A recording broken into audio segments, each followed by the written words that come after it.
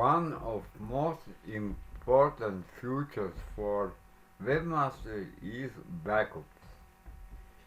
When you adding some new features for your website, you need create backup of your website.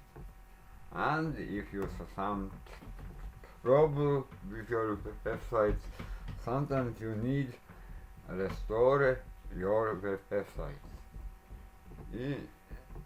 There in section backup and restore you have two possibilities.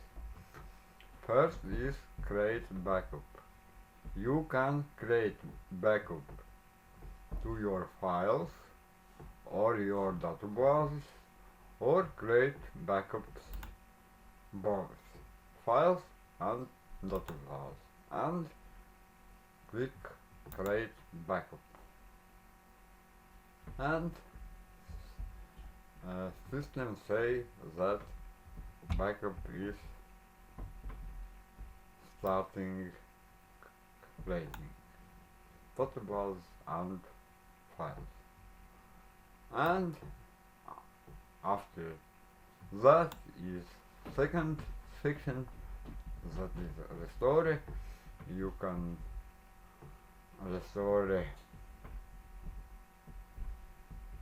and delete all files and restore zip files, replace missing file or only or incomplete all files from temporary directory. And of course you can restore database if you have, and